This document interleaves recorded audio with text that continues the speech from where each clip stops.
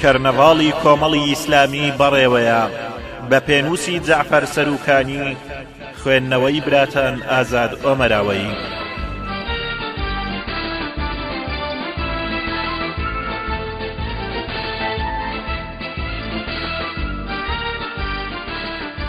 کەرنەڤاڵی کۆمەڵی ئیسلامی بەڕێوەیە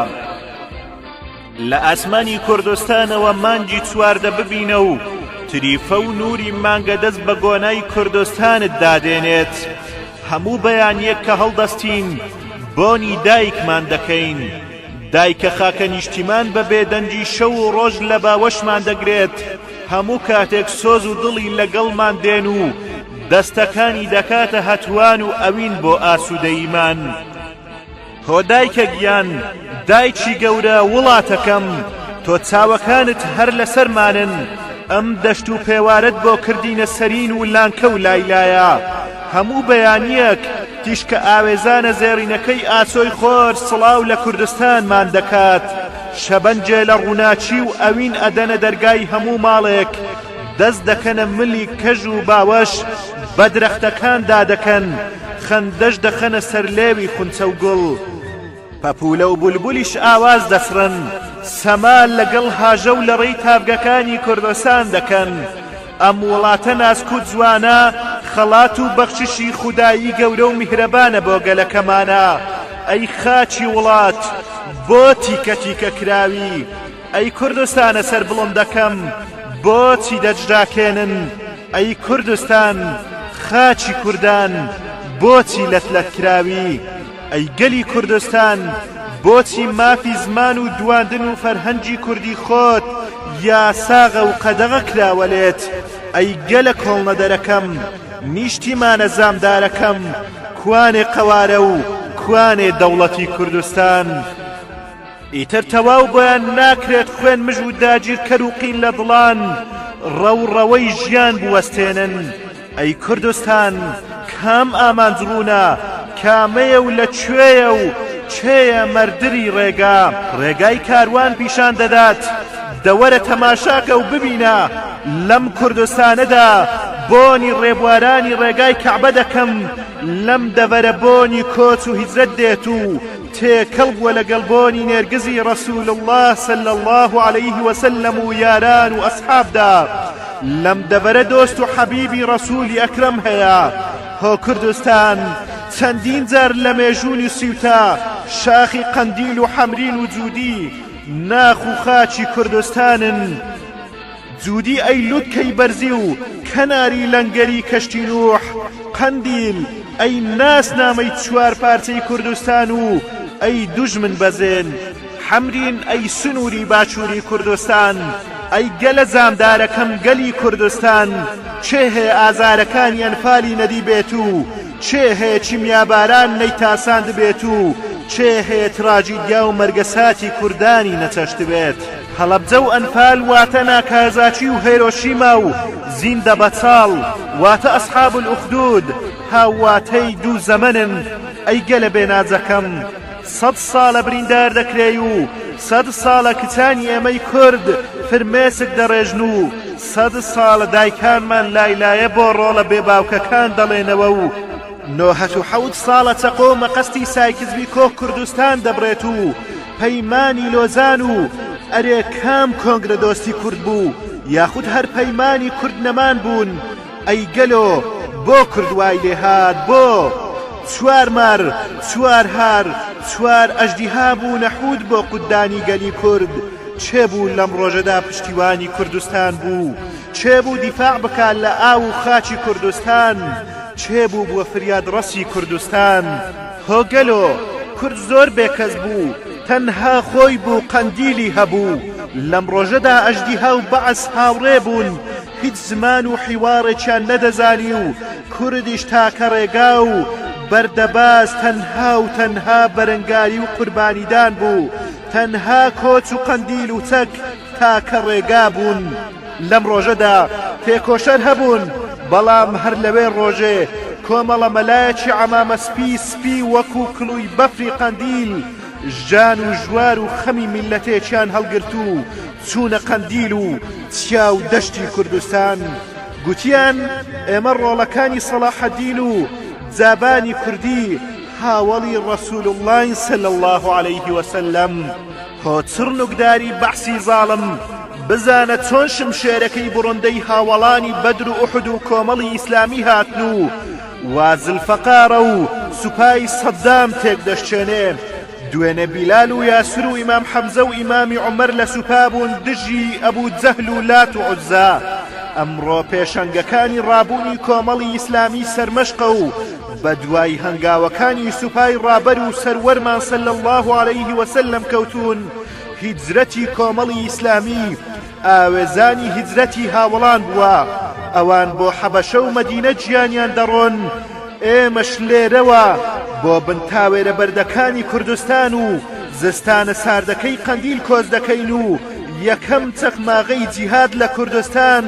بەدەستی پێشەوای ڕابوون و پێشەوای کۆمەڵی ئیسلامی شێخ محەممەدی بەرزنجی و کۆمەڵە مەلایەکی جامانەسپی کوردی سەدایدا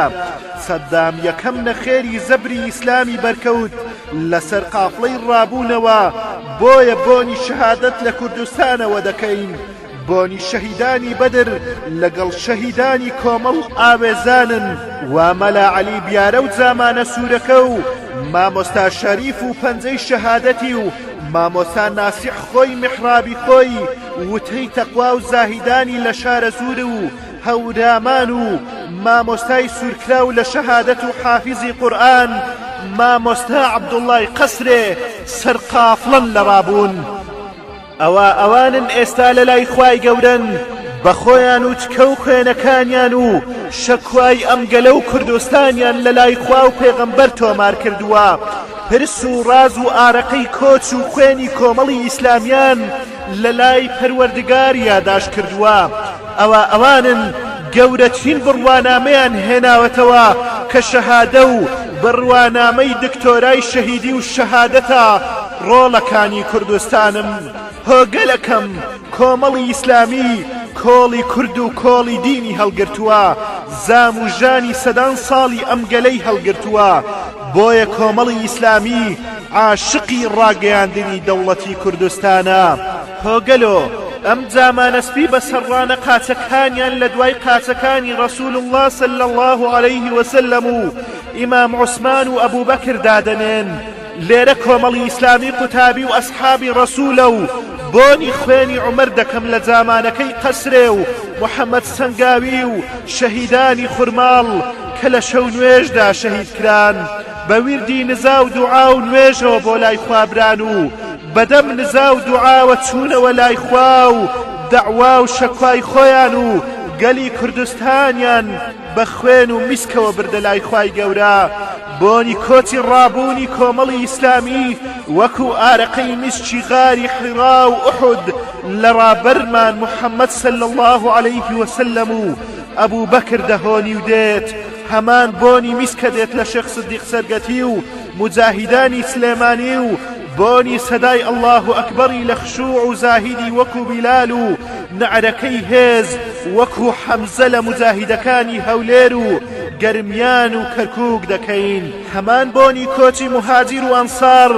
لە مجاهیدەکانی دوهۆک و بادینان و سۆران و ڕانیە و پشدەر و کۆیە دەکەین ئەی گەلەکەم ئەگەر زەینەبی کچی ڕەسوول الله و ڕوقیەخان و عائیشە و تۆزی ڕێگا و ئازار و ئارەقەی کۆچیان کردبێت و تینوەتی بیابانیان لە ترسی کوفر چەشت بێت وا لێرەش کچانی کوردستان و خوشکانی کوردستان دایکانی کوردستان و بەدوای ئەوان ڕۆشتن لەوێ ئەو کات بیابان بوو لێرەش تاوێری بەرد لەوێ ترسی ئەبوو جەهل لێرە ترسان لە باس دایکە عایشە و سومەیە و فاتیمە هاوار دەکەن خوشکانی کوردستان ئێوە تەنیانین و ئێوە شەکوای گەلێکتان پێیە دەیگەێنن بەخوا و پێغەمبەرەکەمان ئەی ڕابەرم محەممەد گیان ڕەسوولی خوا لە برسانە خۆت و ئەسحاب چویە شیوی ئەبوو تاڵیب و ئەی محەممەد گیان ڕابەرم چەند ڕۆژ بەردت لە سک بەس لە برسانە لە مەدینە و شەڕی خەندەق ئەی ڕابەرم لە ماڵتدا چەند ڕۆژ نانێ نەبوو کە بیخۆن خۆت و خێزانت ئەی سەروەرم ئارەقە و خوێنت بۆ ئەم دینە ڕشت و تۆ هەر ڕەحمەت بووی بۆ میلەتت ئەی محەممەد ڕەسوول الله ئێمە مجاهیدی تۆین و لە مەدرسەکانی حەدیث و وتەکانی تۆدا قوتابین و قورئانی پیرۆز فێر دەبین کوردستان بۆتە مەدینەکەی تۆ هەموو بەردێک تاتە نوێژە و بەڵام ئەی ڕابرم ئومەتەکەت سەدام زوڵمی لێ کردو بووە ئەبوو جەهل و دەبینن کۆمەڵی ئیسلامیش بووەتە قوتابەی مجاهیدی ڕێبازی تۆ ئەی تۆمای چاو محەممەد گیان دیفاعی کرد گەلی تۆ ئەی ڕابرم سەدام ئەنفالی کرد و برسی کرد و گەمارۆیدا ئەم زاڵمە بەڵام ڕۆڵەکانی ڕابوون دۆستانی تۆ و ئەحبابی تۆ کۆمەڵی ئیسلامی چۆکی نەدا و دیفاعی کرد هۆ دایکان هۆ خوشکان هۆ باوکان و لاوانی کوردستان کۆمەڵی ئیسلامی خزمەتکارە و شکۆی ئێوەی دەوێت و بەردەوامە هۆ گەلەکەم ببینە ڕۆڵەکانت لە کۆمەڵی ئیسلامیدا لە پەرلەماندا چۆن لەسەر تیکەتیکەی بودجە و قوتی گەل هاوار دەکەن چۆن لەسەر نەوت و تانکەری نەوتی سنوور و قوتی گەلێک هاوار دەکەن چۆن لەسەر ئیسلام و دەستوری ئیسلامی و دادگەری و بەدامەزراوەی بوون هاوار دەکەن ئەی گەلەکەم دەببینە چ ئەندازیارێکن لە چاکسازی بوێریدا و دژی گەندەڵی هاوار دەکەن دە ئەندامانیان ببینە چ دەستپاک و ئەمیندار و دڵسۆزن و خوشکانی کۆمەڵ ببینە چۆن قوتی خۆیان دەدەنە بێ باوکان و یەتیمان و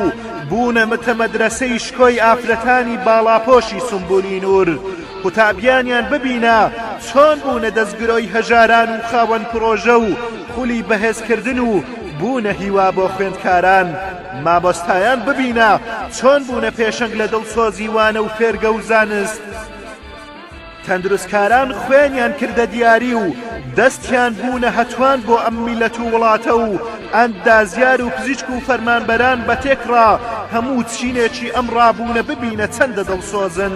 هۆگەلەکەم ئەم کۆمەڵە خزمەتکارە و دەستپاک و چاکسازە و خاوەن پرۆژەی دەوڵەتی کوردستانە و خاوەن بەدامەزراوەی کردنی دەستگا حکومیەکانە و پرۆژەی بۆ گەنجانی کوردستان و بێکار و دانەمەزراوەکان و خانمانی ماڵیش پێیە و پرۆژەی بۆ کەرکووک و ناوچە کێشە لەسەرەکان ئامادەیە و کۆمەڵ دەڵێت و دەیڵێتەوە کە دەبێ موچەی فەرمانبەران و هێزی پێشمەرگە زیاد بکرێت و هێز و مەچەکی کوردستان بن نەوەکو هی حیزب یان دەستەڵات بن کۆمەڵ دەستی کڵێشاوەی کرێکاران و کاسبکاران دەگوشێ و وەکو سەروەر صلی الله عليه وسلم دەستەکانیان ماز دەکات و خاوەن پرۆژەیە بۆ پاراستنی مافەکانیان و دەبێت خانەنشینی ئەوانیش بگرێتەوە لە هەر کەرتێکدا کار بکەن کۆمەڵ پرۆژەی هەمەلایەنی پێیە و سوود بە تاکەتاکەی ئەم گەلەستەمدید و ئازادی خوازە دەگەێنێ و کۆمەڵی ئیسلامی لە دەرگای هەموو ماڵێک دەدات و دەڵێت هەر ئاوەدان بێ ماڵە شیرین و بەڕێزەکەم و ئاوەدان بێ کوردستان کۆمەڵ خاوەنی دەیان پرۆژەی گەورە و خاوەنی پرۆژەی دەوڵەتی کوردستان و خاوەنی خەباتی سپی مەدەنی سەرشەقامە و ئەو کۆترە سەپیانەی نامەی ئاشتیان هەڵگرتووە و هەر لە دوای قنوتی سەروەر سەلامی لەسەر لە دوای بیری مەعونا ئەوە هەر کاتێک دەنجی قنوت دێ کۆمەڵی ئیسلامی دەیخوێنێ بۆ ڕۆڵەکانی کوردستان لە کۆچ و کۆڕە و ئەنفال و چیمیایی بارانی دێ و شارە سوتاوەکان و هەر کاتێک دەنگ و ناڵی منداڵێک دێت ئەوە کۆمەڵی ئیسلامیە لە باوەشی دەگرێت و دەیکاتە سۆمای چاو هەر کاتێک ژان و هاواری نەخۆشێک دێت ئەوە بەخشینە لە باوەشی دەگرێت هەر کاتێک داگیرکەر دێت کۆمەڵ لە بەردەمی وەستاوە و هەر کاتێک گەندەڵی هەبێت کۆمەڵ لە بنی دێنێ و هەر کاتێک سیاسیەکان و دەستەڵات بوونە بازرگان کۆمەڵ بەخۆی و گەل هاوار دەکات هۆجە ماوەری کوردستان ئەگەر دەتەوێ هەرزانی لە شارەکاندا هەبێت و خزمەتگوزاری بەدەوام بێت و گەندەڵی نەمێنێت و دادگەری و ئازادی هەبێت و کوردستان ئازاد و بەختەوەر بێت ئەوە دەنگ بدە بە کۆمەڵی ئیسلامی و بڵێ بەڵێ بەڵێ تۆمان دەوێ کۆمەڵی ئیسلامی دەنگ بدە بە پەرچەم و ئارمی ڕەنگە پرتەقاڵیەکە و وشە و دروشمی کۆمەڵ کە لا ئیلاهە ئیلا اللهە و مانگە نوێکەی و کۆمەڵی ئیسلامی هەڵبژێرە و دەنگ بە ١٠٤ بدە و ئاسوودە دەبیت.